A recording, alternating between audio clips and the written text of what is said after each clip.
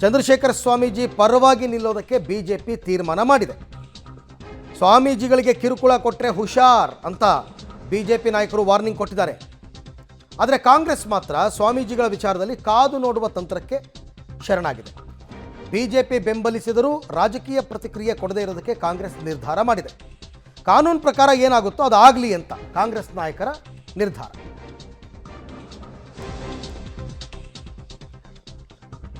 ಚಂದ್ರಶೇಖರ್ ಸ್ವಾಮೀಜಿ ಮೇಲೆ ಎಫ್ಐಆರ್ಗೆ ಬಿಜೆಪಿ ಅವರು ಈಗ ಕೆಂಡ ಕಾರಿದ್ದಾರೆ. ಎಫ್ಐಆರ್ ಆಗಿದೆ ಉಪ್ಪಾರಪೇಟೆ ಪೊಲೀಸ್ ಸ್ಟೇಷನ್ನಲ್ಲಿ. ನಿನ್ನೆನೇ ಅವರೆಲ್ಲರೂ ಹೋಗಿ ಭೇಟಿ ಮಾಡಿ ಬಂದು ಪಕ್ಷ ಅವರ ಪರವಾಗಿ ನಿಂತ್ಕೊಳ್ಳುತ್ತೆ ಅಂತಕ್ಕಂಥದ್ದನ್ನು ಸ್ಪಷ್ಟಪಡಿಸಿದ್ದಾರೆ. ಯಾಕೆಂತಂದರೆ ಅಶೋಕ್ ಅವರು ಪ್ರಶ್ನೆ ಮಾಡಿದ್ದು, ಜಮೀರ್ ಅಹಮದ್ ಈ ಥರದ್ದು 108 ಹೇಳಿಕೆ ಕೊಡ್ತಾರಲ್ಲ, ಅವ್ರ ವಿರುದ್ಧ ಕ್ರಮ ಆಯ್ತಾ? ಇಲ್ಲ, ಸರ್ಕಾರದ ವಿರುದ್ಧ ಬಿಜೆಪಿ ಸ್ವಾಮೀಜಿ ಅಸ್ತ್ರ ಪ್ರಯೋಗ ಮಾಡ್ತಾ ಇದೆ.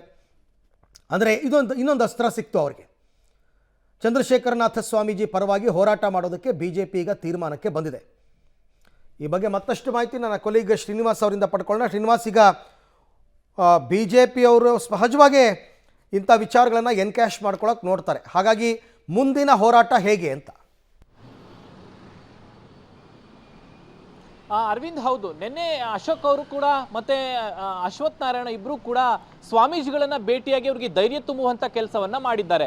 ಅಲ್ಲದೆ ಸರ್ಕಾರಕ್ಕೆ ನೇರವಾದಂತಹ ಎಚ್ಚರಿಕೆಯನ್ನು ಕೊಟ್ಟಿದ್ದಾರೆ. ಸ್ವಾಮೀಜಿಗಳಿಗಾಗಲೇ ತಾವು ಆಡಿದಂತಹ ಮಾತಿಗೆ ಕ್ಷಮೆಯನ್ನ ಕೇಳಿದ್ದಾರೆ. ಈ ಹಂತದಲ್ಲಿ ಸರ್ಕಾರ ಇದನ್ನ ಇಲ್ಲಿಗೆ ಬಿಡಬೇಕು. ಒಂದ್ ವೇಳೆ ಅವರ ವಿರುದ್ಧ ಏನಾದ್ರೂ ಬಲವಂತದ ಕ್ರಮಗಳನ್ನ ಮಾಡಿದ್ರೆ ರಾಜ್ಯಾದ್ಯಂತ ಹೋರಾಟ ಮಾಡಬೇಕಾಗುತ್ತೆ ಅನ್ನುವಂತಹ ಸುಳಿವನ್ನ ಅಶೋಕ್ ಅವರು ನಿನ್ನೆ ನೀಡಿರುವಂತದ್ದು. ಜೊತೆಗೆ ಸಿದ್ದರಾಮಯ್ಯನವರ ವಿರುದ್ಧವೂ ಕೂಡ ಅಶೋಕ್ ಅವರು, ಅಶ್ವಥ್ ನಾರಾಯಣ ಅವರು ವಾಗ್ದಾಳಿಗಳನ್ನ ನಡೆಸಿದ್ದಾರೆ. ಇದೊಂದು ಒಕ್ಕಲಿಗ ವಿರೋಧಿ ಸರ್ಕಾರ. ಒಂದ್ ವೇಳೆ ಸ್ವಾಮೀಜಿಗಳನ್ನ ಏನಾದ್ರೂ ಬಂಧನಕ್ಕೆ ಮುಂದಾದ್ರೆ, ಅವರ ವಿರುದ್ಧ ಬಲವಂತದ ಕ್ರಮಕ್ಕೆ ಮುಂದಾದ್ರೆ ನಾವು ಒಕ್ಕಲಿಗರಾಗಿ ಹೋರಾಟವನ್ನ ಮಾಡಬೇಕಾಗುತ್ತೆ ಅಂತ ಎಚ್ಚರಿಕೆಯನ್ನು ಕೊಟ್ಟಿದ್ದಾರೆ.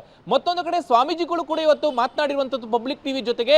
ಅವ್ರು ಹೇಳಿದ್ದಾರೆ, ಹೌದು, ಮಾತಾಡುವಂತ ಭರದಲ್ಲಿ ನಾನು ಆ ರೀತಿ ಹೇಳಿದ್ದೆ, ಮಾರನೇ ದಿನನೇ ಅದಕ್ಕೆ ನಾನು ಕ್ಷಮೆನೆ ಕೇಳಿದ್ದೇನೆ. ಆದ್ರೂ ಕೂಡ ಈಗ ನೋಟಿಸ್ ಕೊಟ್ಟಿರುವಂತದ್ದು, ನಾನು ವಿಚಾರಣೆಗೆ ಹಾಜರಾಗೋದಿಲ್ಲ, ಬೇಕಾದ್ರೆ ಸರ್ಕಾರ ನನ್ನ ಬಂಧಿಸಲಿ ಅನ್ನುವಂತಹ ಒಂದು ಮಾತುಗಳನ್ನ ಕೂಡ ಸ್ವಾಮೀಜಿಯವರು ಹೇಳಿದ್ದಾರೆ. ಹಾಗಾಗಿ ಸರ್ಕಾರ ಅಥವಾ ಪೊಲೀಸ್ ಇಲಾಖೆ ಏನ್ ಮಾಡುತ್ತೆ ಅನ್ನುವಂಥದ್ದನ್ನ ಈಗ ಕಾದ್ ನೋಡ್ಬೇಕು. ಯಾಕಂದ್ರೆ ಡಿಸೆಂಬರ್ 2ನೇ ತಾರೀಕು ಸ್ವಾಮೀಜಿಗಳಿಗೆ ವಿಚಾರಣೆಗೆ ಹಾಜರಾಗಬೇಕು ಅನ್ನುವಂತಹ ನೋಟಿಸ್ ಅನ್ನ ಉಪ್ಪಾರಪೇಟೆ ಪೊಲೀಸರು ನೀಡಿದ್ದಾರೆ. ಸ್ವಾಮೀಜಿಗಳೀಗ ಬರಲ್ಲ ಅಂದಿರೋದ್ರಿಂದ ಯಾವ ಪ್ರಕ್ರಿಯೆಗಳನ್ನ ಮುಂದುವರಿಸ್ತಾರೆ ಪೊಲೀಸರು ಅನ್ನೋಂಥದ್ದನ್ನ ನೋಡ್ಬೇಕು. ಒಂದ್ ವೇಳೆ ಏನಾದ್ರೂ ಸ್ವಾಮೀಜಿಗಳ ವಿರುದ್ಧ ಬಲವಂತದ ಕ್ರಮಗಳನ್ನ ಮಾಡಿದ್ರೆ ಬಿಜೆಪಿ ಮತ್ತೆ ಜೆಡಿಎಸ್ ಜಂಟಿಯಾಗಿ ಹೋರಾಟ ಮಾಡಲಿಕ್ಕೆ ಮುಂದಾಗಿದೆ.